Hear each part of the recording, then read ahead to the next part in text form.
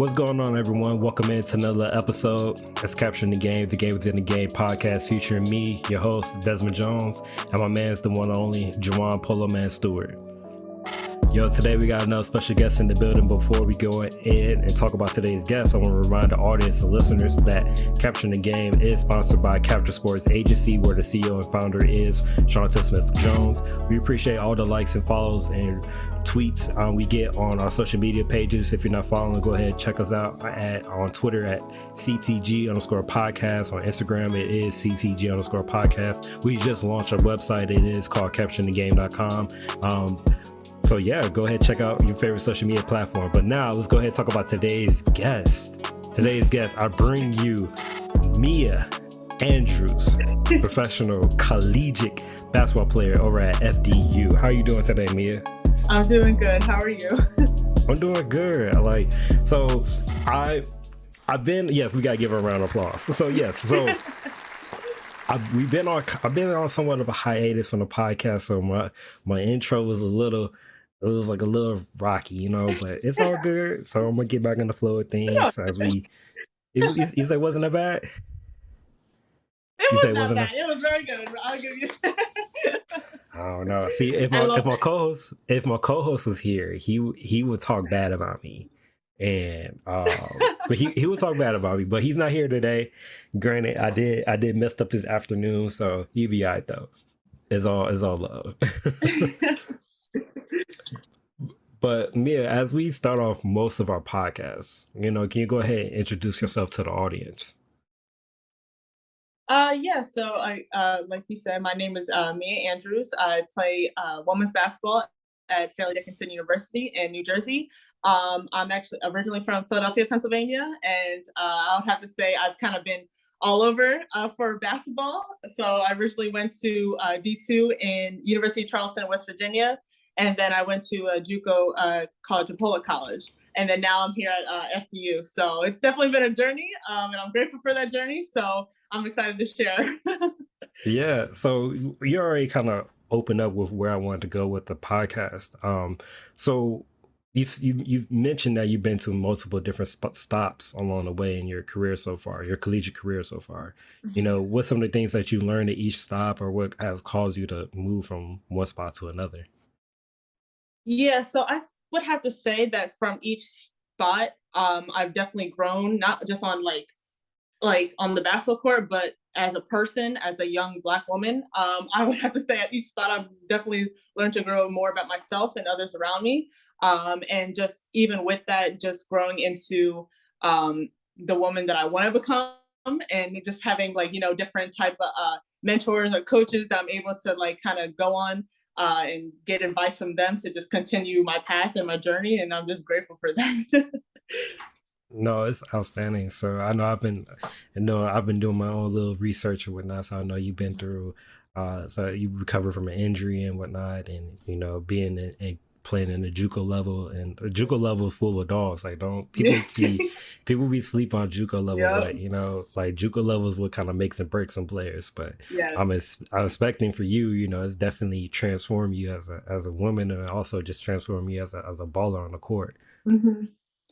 Yeah, most definitely. I would say, because I remember the first time I was considering JUCO, I was, again, like you said, I wasn't really considering. I was like, JUCO always gets a bad rap. And I was like, after going through that, I'm like, I definitely needed that to get me stronger mentally, physically, emotionally, on and off the court. So, yeah. Got you. But who do you model your game after? Oh, I would definitely have to say Skylar Diggins. When I was little, I always looked up to her. Actually, funny enough, I'm wearing number 4 this year. That's awesome. So just, I've always modeled my game. I've always looked up to her, even when she was playing at Notre Dame. And just that, grit and that edge. And again, I'm from Philly, so I already have that, Philly toughness. So then just having that grit is just even adds on top of it. Yeah. That's one thing you always hear about Philly hoopers, like that Philly grit, that Philly toughness. Yeah. We dogs, we go after on the court. What I'm saying? I hear it all. Trust me. Most definitely. I do. So with you, what's the aspect that you love the most about coming from Philly? I would have to say again, mostly that toughness, because going Mhm. to other places, sometimes that toughness or aggressiveness is like looked off like, like too much. So it kind of depends where you take it and how you use it. But I believe that there's also a type of assertiveness that I think lots of people might not know about that in Philadelphia, that like, we kind of go after what we want, and, there's nothing really in our way to get us there. So that's mostly what I like about Philly, because, we go after for what we want. We have the confidence to be like, no, we got this. So we're going to handle it. We're going to handle our Mm. business. Yeah, no, y'all definitely go after it, that's for sure. What I like about it is like most of the people from Philly, they're bold and aggressive. But I think that's just Yes. the East Coast thing, though. Yeah, I I most swear, like definitely. the most upfront people like I've met in my lifetime. Just like, oh yeah, you must be from like the East Coast. Like, where you Uh, from? New York, Philly. Where's it gonna be? Like, it's one of those places out there. yeah, yeah. I've definitely heard that before. My boldness, and yeah, I've definitely heard that before. I don't. It's not a bad. It's not a bad or good thing. It's It's just not. how we are.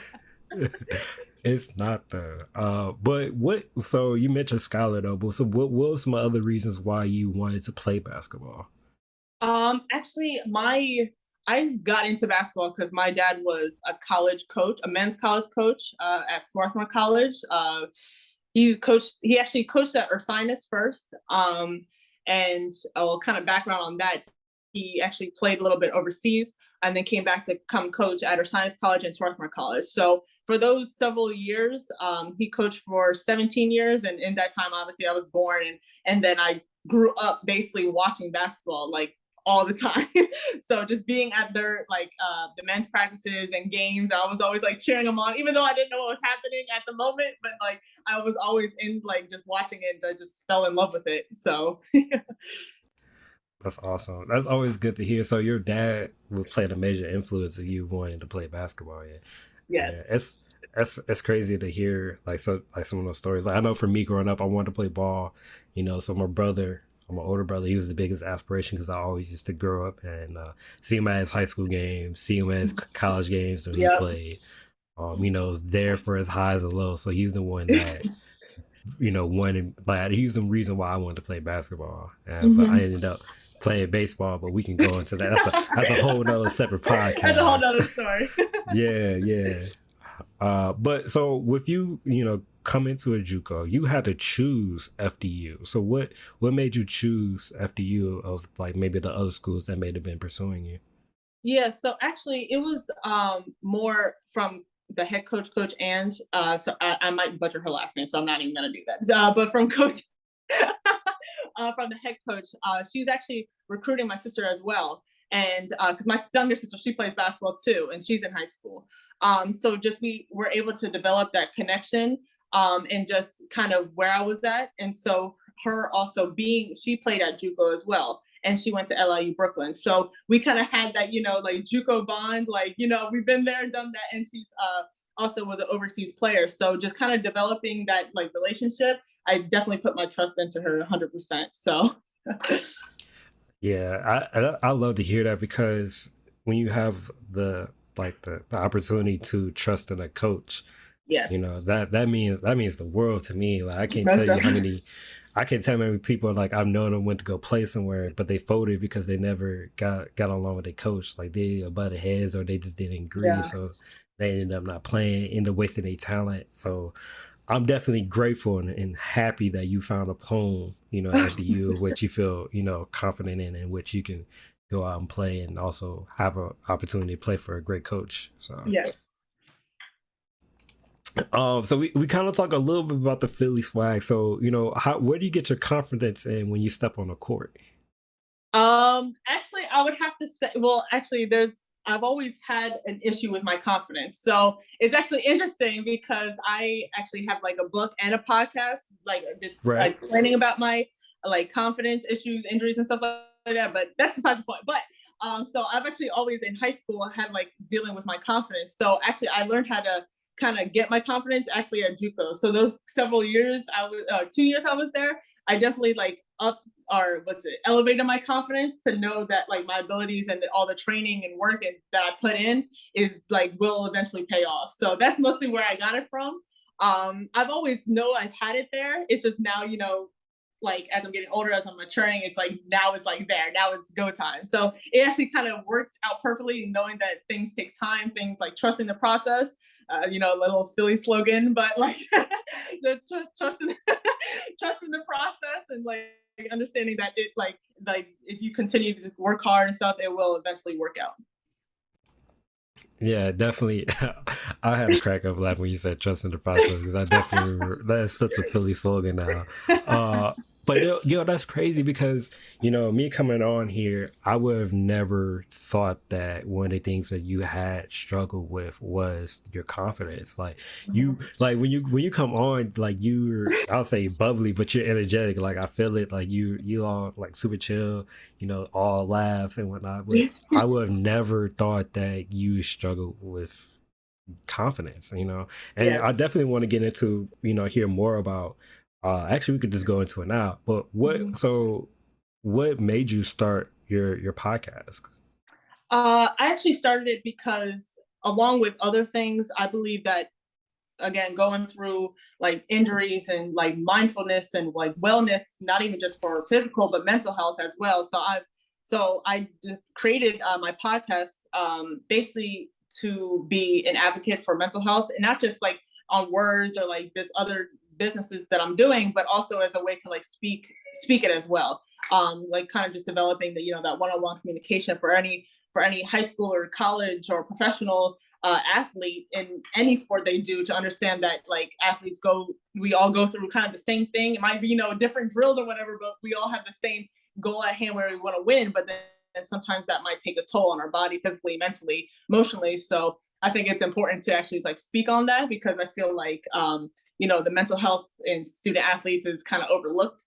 So I just felt like it's kind of my job to use my platform and just speak on it. Yeah, so go ahead and tell the people the name of the podcast so people can go and follow it. So it's called Beyond the Bow. It's actually on Spotify. You can just type on Beyond the Bow and you'll see it there.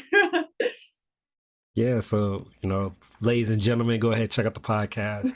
So I'm always a big proponent of supporting others. So even though it's Capture the Game's platform, it's everyone's platform. If you come on here, just go ahead and support everyone. So Thank you. yeah, of course. So with this upcoming season, what do you look forward to the most right now? I would have to obviously, like, for me, winning, because I think winning is such a huge deal to me personally, knowing my background as well. But I would have to say definitely forming like relationships within like with my team and like with my coaches, and trying to just elevating, like getting each other better every single day. Because again, it's not just going to happen overnight. So I believe that it takes an everyday thing, like get 1% better every day. So that's mostly what I'm looking forward to, and just like being able to have my teammates challenge them and them also challenge me and just get better and then win. No, I like it, man. It's just iron sharpen iron, Yeah. like we in this together, so we might as well get better together. Right. So, yeah. We talked a little bit, well, you mentioned it a little bit, but I wanted to get your opinion on what's the biggest challenges of being a student athlete right now? I would have to say right now is kind of finding a balance. I would say for myself, I'm continuing to learn as I go through this, even though I'm a junior, kind of been in it for a minute, but it's still so much to learn, and I'm open to learning it. But it's more that balance between, going actually out into the real world soon, and then also like being like, okay, like able to find that balance of social, and then basketball, which is most like 50% of it, and then academics, which is another like 25 or so. I don't know, whatever percentage you want to make. But like just finding that balance to actually able to like consume it all. And I think that's another thing I also talk about as well, that like sometimes it can get overwhelming, but just finding that balance is very important. So Yeah, I definitely, I definitely agree with you. Just I think back to my collegiate years, eons ago. 10 years, but eons ago. But it's definitely, it's hard to find that balance, because even when you find that balance, it changes just like that. When Exactly. you Yep. know when you get used to the groove, you over here, wouldn't know what to expect, and then all of a sudden everything changes. So Yep. but yeah, I definitely agree with that for sure. What so with that being said, what advice do you have for those that are trying to play on a collegiate level? As we, maybe some advice that you give your sister, but Mhm. what advice would you give to the younger generation that's looking to try to play basketball on a collegiate level? I would first thing I would say is enjoy it because time goes by so fast that you don't even realize. It feels like yesterday. I'm 21. It feels like yesterday I was just 18. Like I'm just like, oh my goodness, time is going by so fast. But then definitely what another piece of advice I would give is to don't be afraid to ask questions. I was actually having this conversation with my teammate today, and I was like, it's crazy in high school. You think like, oh my gosh, I don't want to ask because I'm so nervous. Now I'm just like, I'm gonna ask you a question because I don't know what's going on. So, so like I would just say, don't be afraid to try new things, ask questions, be curious. Like that's that. Like on the basketball court, on the field, in the classroom, like just be open to everything. So yeah. Look, you preaching right now. Like that's the biggest thing. Just go ahead, ask the question. Like, I'm sure, plenty of people are even thinking about it or even want Right. to ask the same question, but just go ahead and ask it. There's no such thing as a dumb question. Right. What's the worst thing is you leave a question unsaid. So Exactly. especially when you got the opportunity to ask the question, just go ahead and Right. do it. Right. You know. But I know you mentioned some of your teammates. So do you have a teammate right now that or a friend that that means the most to you? That's maybe part of the team, or Oh, you still I'm figuring it so out right trying. now? I'm Yeah, still trying to figure out. But the only like right now, I have my roommate. Her name's Chloe Wilson. That's the only one I kind of know so like kind of close with because she was actually high school teammates with my other teammate at JUCO. So we have that like quick like easy. Like again, it's a small world in the like sport industry. So like it was just that like quickness, but I'm really excited to like get to know my teammates more this season and in future seasons, and I'm just excited. So got you. With you, you mentioned it a little bit, but what does life outside of basketball look like to you? ooh, okay. I would have to say I'm mostly like a chill person. Like sometimes I'll go out, but like very rarely I'll be like just in my bed watching TikToks, scrolling through TikToks, making TikToks, Instagram, Snapchat. Like I'm like kind of a homebody. But then on like other times I'll actually be so I actually I'm the creator of like a small business as well called the Iris Skin and Body, and that kind of like copes in with that whole wellness and mental health and just like self care, self love type of agenda that I want to keep pushing out, not to just athletes but to everyone. So I also do that as well, like my own like small business. So that's mostly what I do, besides being on the basketball court, and that's about it. Yeah, I'm gonna look. You got it going on for you got your podcast, right? You got your own business. Not many people, and you play ball. Like not many people in college can say they Yeah. do three of those things. Like, so look, I'm gonna give you the round of applause because you deserve it, right? And I just wanted to just tell you, just keep going. Like you're doing Thank you. good.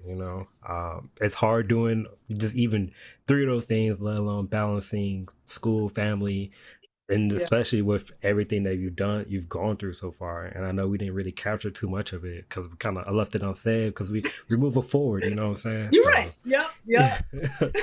So, but you mentioned social media a little bit, but how has your utilization of social media, like how has it helped you like so far in your career? Oh yeah, most definitely. It actually has allowed me to reach out to um, different audiences as well. That actually it's not funny, but it's kind of funny about like those sometimes those like I want to say like haters that are like, oh, women's basketball, isn't it? And I'm like, well, you haven't even watched the game, so it's kind of just like just and just seeing that like escalate like through not just for my generation, but like continuing to elevate the women's game and men's game as well, and just like having that like allowing social media to um and have everyone see it, because you know social media is everywhere now. So it's just being able to be like, oh, you see that highlight or something like that, you know. So it's just men and women, like you're like, yo, that's sick, you know. So it's just like just seeing that, and crazy how like much it's grown is crazy. Yeah, I definitely agree with you. Just like the uses of it is crazy. I mean, pretty much anything that you want to do, you can do with it. Right. You know, as long as you have the consistency. You know, Yeah. and that's the biggest thing. Like me, look, I may post something like 3 or 4 times out the year. You know, I'm badass. I'll smack my hand. You know, as my goal. It'll be my goal for next year. That I'm gonna start working Uh-huh. towards now. I was like, I'm gonna get better with my social media. I probably been saying that for the longest, but we ain't gonna keep that on the low. All right. So, but you know, but the things that you can do with social media is pretty incredible, and also just the Mhm. people that you can meet through social media as Right. well Yep. is also like it's also wonderful. Like that, I've met people that they helped me get a new computer, like just straight out Yeah. like like friends from friends like that know, Yeah. and they just kind of reached out and helped me get a computer. So, like you said, it's like the power of social media is crazy right now. Mhm. Um, I think we kind of already asked about this, but I'm gonna ask it anyway. So, what's your favorite jersey number and why? Oh, okay. So actually, my favorite jersey number is number 10. Okay. I've actually won, like I won two state championships with that in high school, and also Okay. my birthday is May 10th, so I've always been a fan of number 10. So, but yeah, that's probably one of my favorite jersey numbers. But you know, I stick with 4 this year. I'm grateful for it. We'll be sticking with 4. Okay. Okay. What does your like pregame routine look like? I have to. It's funny. Okay, so I have to take a shower before. Um, Okay. Gotta smell good before you taking step a on the shower, court. you Okay. know, just get into the mode, you know, game mode. Stretching definitely, and then I listen to. Kind of depends on the day. I need to eat. Um, that's one, and then I would definitely listen to like classical music or like R&B type music, because I like to be like, because I'm already like a hyper type person on the court, Yeah. so I need something to like calm me down and before I get more hyper, you know. So, Yeah. but R&B and classical is mostly what I listen to. And then yeah, and then I'm just like hyping warm ups, and I'm just like, all right, let's go. So, do you have like a different pregame routine? I mean, or at least a pregame music that you listen to versus like if you was away from the court?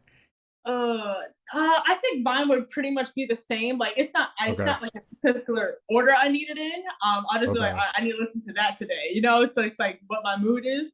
Okay. Nothing really sad, because because then I'm in my feels. I can't do that.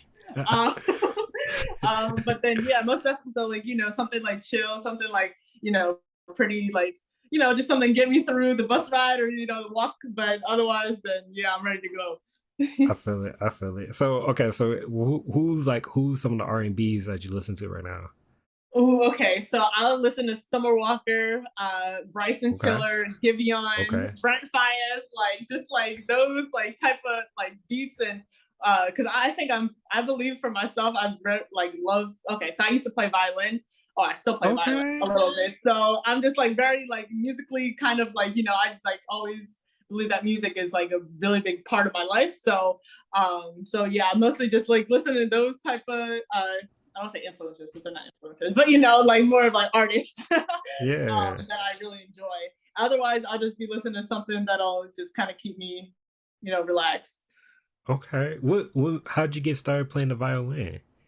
Actually, I used to be really bad at math, which is actually really surprising. And then my elementary school made us like do those instruments, like try out an instrument. And then Yeah. my parents wanted me to be like, you know, well-rounded, and that's what they said. They wanted me to be well-rounded. So then I just kind of stuck with it since 4th grade, and then my math got better, and like academically, I felt like I was doing better. And you could see the improvements. So my parents were like, "Yup, you're sticking with it." Yo, that's crazy. Like I never would have guessed that you played the violin. Like just the stuff that this is why we have the podcast so we can learn more Right. things about you, and get and let people know that you out here, you may be a piece with the violin. Like so now I'm expecting, and I don't even know for sure if you have you made a TikTok with your violin. No, okay. I haven't. It's been a minute since I've been. It's been a minute, but I still know what I'm doing a little bit. Like, don't get me wrong. I still know what I'm doing, but it's been a minute though. Okay, look, so look, I'll let you focus on the season, right? But Okay. once the season over with, I'm expecting you to drop a All right. TikTok with I the got you. I violin. got you.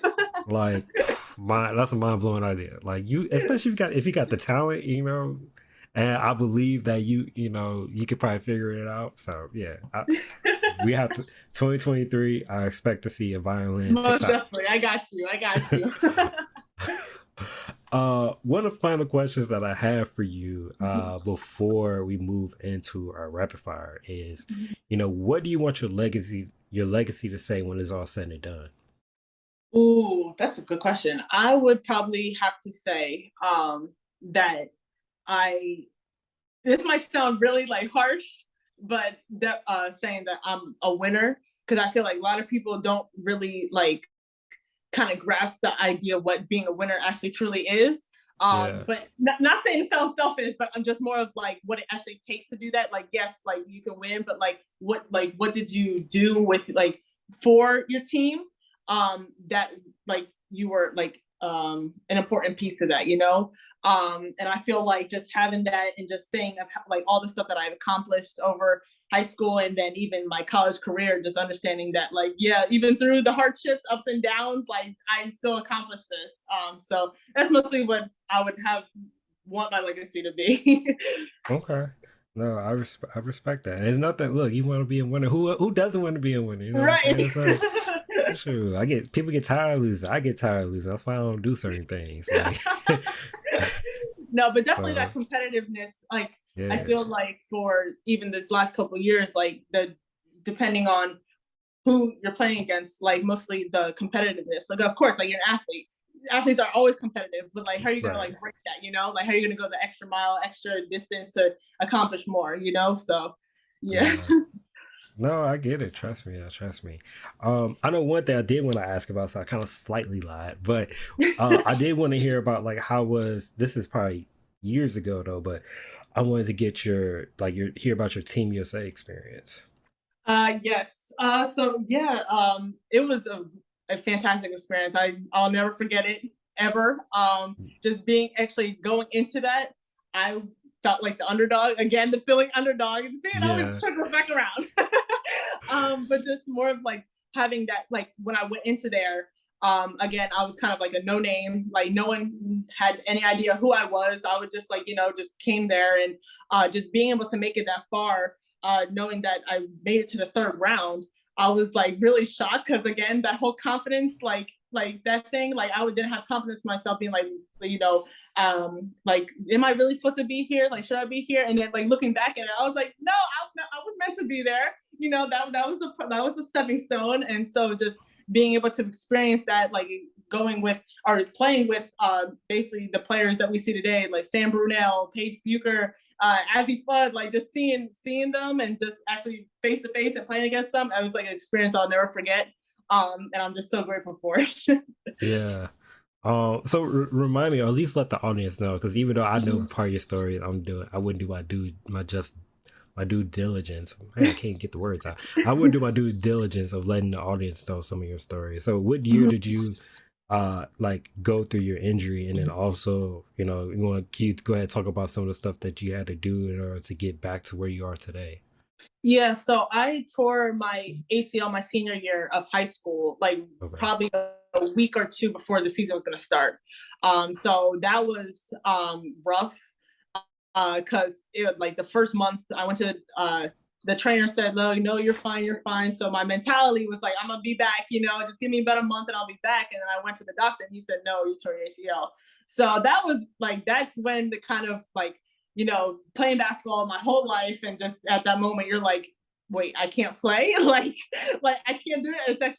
It's not funny, but even like a week or two after surgery, I started bouncing the ball. My doctor was like, no, stop. I said, no, I can't, I gotta go. But just again through that point, and then I tore my meniscus on the same leg like 2 years later. So just going through like that 3 to 4 years of this injury, and I was like, it kind of hurts you a little bit, like not playing your sport. So because you're just basically doing it every day, it's a constant routine.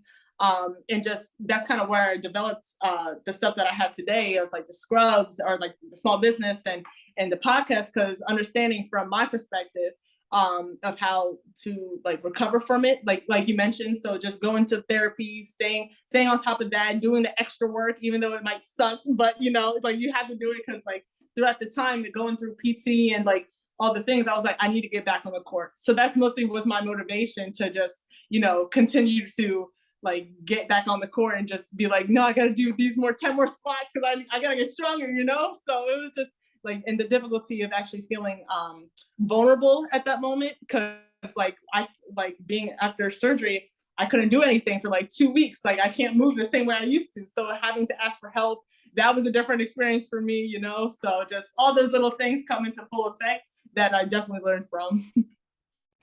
No, yeah, you definitely begin to realize and learn a lot of things when you start going through injuries and such. Like I've never Yeah. torn anything in my life. I'm here knocking on wood. But I've never torn anything in my life, but I know times in which I have gotten injured. I'm like, yo, Mhm. like you kind of you grow, you get a little weird when you make certain movements. Like, all right, is it gonna happen Right. again? Yep. So I mean, I say definitely kudos. I give you another round of applause because that's the only command I got right now. But you deserve it. You worked so hard to get to the point where you are today. I definitely, be rooting for you for this year. So we try to check out the games, we stay in tune, see what Mia's up to, you know what I'm saying? So I'll definitely be, Thank supporting you. you as you come up this season. Yeah, of course, of course. So yeah, one last thing before we jump into to rapid fire for real. How would you describe yourself, and what's one of the last things you maybe want the audience to know about yourself that you hasn't been said yet? Ooh, okay. I would have to describe myself as driven. Driven. I literally discussed this the other day. That's crazy. Driven, driven, competitive, and kind-hearted. That's mostly what I would say. And then probably something you guys might not know. Oh, I'm trying to think. I don't Like know. you're I'm really you open. Like I just share everything. Um, I like cats. Like if that. okay. That I I'm mean more that of a cat works. person than a dog person. If you guys didn't know. No, that works. Like, I mean, and that may be a rapid fire question that we have to Okay, ask. I was like, I don't really know other. Yeah, I mean, you already dropped the violin card, so I feel like I pulled your trump card already. But yeah, let's go ahead and get into it. So now we're gonna move into our rapid fire round, which we call the game within a game. So my very first question I want to ask is, are you ready to play? Yes, let's She's do like, this. girl, she's like, I'm competitive. Like, I've been ready. I'm born ready. Let's Okay. do this. I feel it. I feel it. All right. So, chocolate chip cookies, oatmeal raisin, sugar cookies, oatmeal chocolate chip, Oh my or gosh. snickerdoodle. Chocolate chip. I feel like I have to do just chocolate chip. Okay. There's Just nothing straight wrong away. with. But that sugar cookie got me though. Yeah, I feel that. TV shows or movies. Ooh, probably movies. Yeah, I probably have to do movies. Okay. Favorite Yeah, movie. love and basketball, of course. Okay. Shit, like easy. That's such an iconic movie though. So I, can't go wrong with that. But so next question is, who's the company that you would love to partner with? ooh, I would definitely have to say, mm, hold on. I know it's rapid fire, but I'm not like a list in my No, you good. there's like several. I don't know. It's like hard because let me think. Mm, My goodness, this is bad. Leaving me on the spot. Hold on. Hey, that's what rapid fire's for, man. No, I would have to say like Calvin Klein or like something basketball related. Oh, Moolah kicks. I definitely looked into them. Okay. Yeah. Okay. I I was like, I see don't know. There's a whole list. it. All right. Um, Now we can't have you on a podcast and not talk about the WNBA. So my question is, who's your top five in the WNBA? Oh, okay. I would have to say Skylar Diggins. That's already one. Okay. Diana Taurasi. I love Okay. Diana. Natasha Cloud. So I got rep her. I gotta always rep her. Let me see. Trying to think. I'll do Shakira Austin. I liked how she played this season. I know she's a rookie, but I really like how she played this season. Yeah. And then let me think.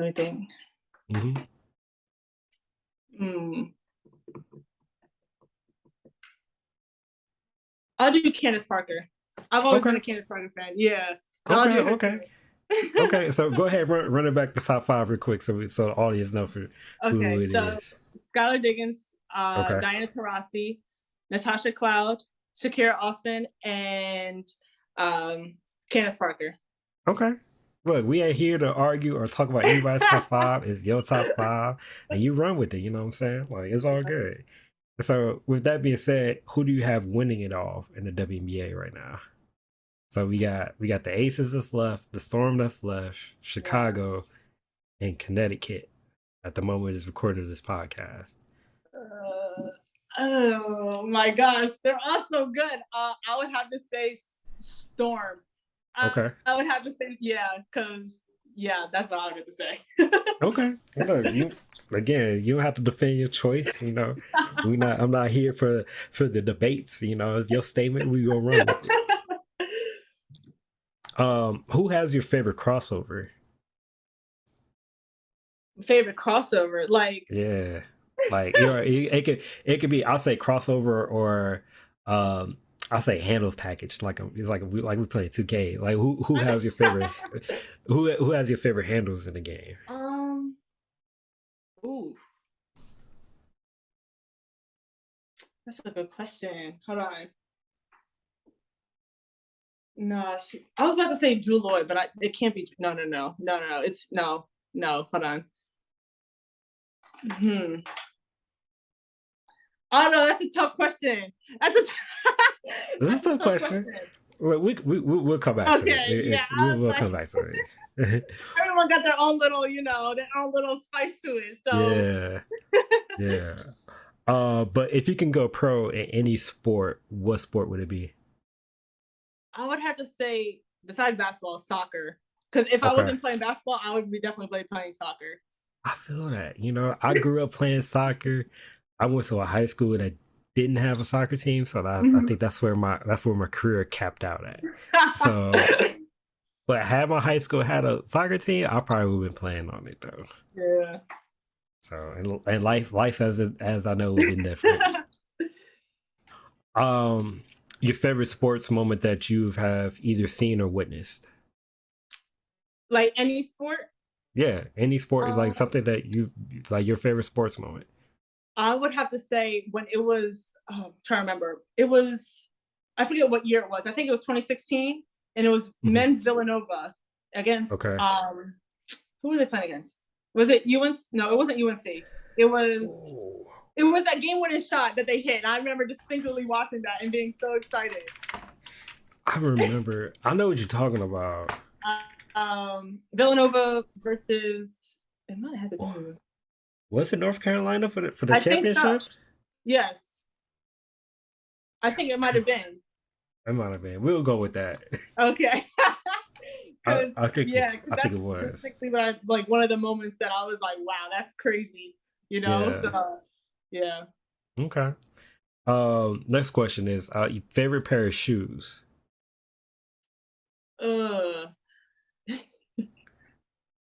See, okay, so I'm trying to get some money, for for some Jordan ones, because they sneeze the low ones. My family always be busting on me because I love the lows, but I was like, I don't like mids that much. I'd rather have the lows. But those definitely probably my favorites. Okay.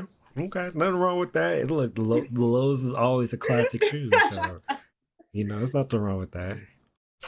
But if you could be a hype woman for any artist, who would it be? Like, you mean what do you mean by that?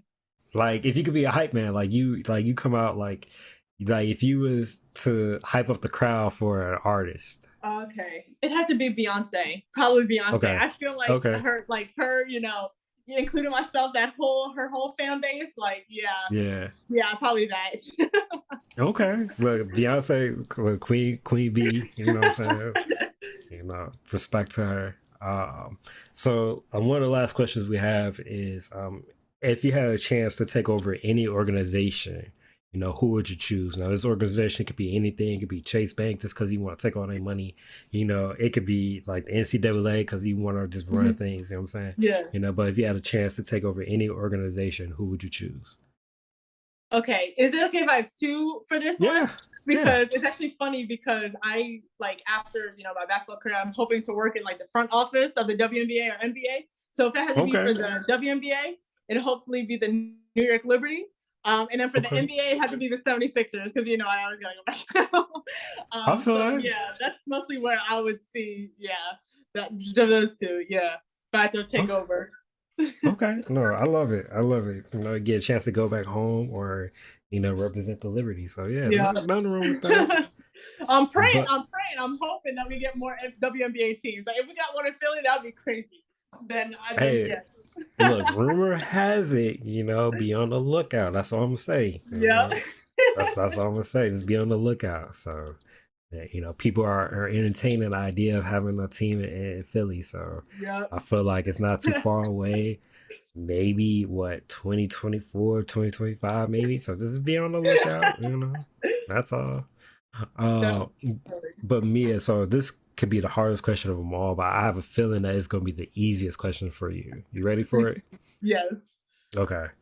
Where can people follow you out on social media and keep up with you and keep up with your career going forward? Yes, so they can follow me on Instagram at mia.andrews5. And then they can also follow me on TikTok and Twitter at mia_andrews10. Okay. And then go ahead, plug the business name and podcast again. Yes. So I have it's called Iris, IRIS Skin and Body. You can look at www.irisskinandbody.com, and then also you can look at Beyond the Bow podcast on Spotify. So okay, there we go. And you have an ebook too, don't you? Yes. Okay, that's coming up. I'm still trying to determine when that's happening. Okay. So that's coming up as well. I'll definitely tweet that and put that on Instagram as soon as it goes out. Okay. See, you didn't think I knew. See, I was on the lookout. I'm like, I gotta do the research. I'm like, look, she's so dope. Like, she has a whole book coming out. Like, I don't have a book coming out. That came out along with the scrubs or the small business as well. So it's all just the same tie as to that, wellness and self-love, self-care. So just creating more tools.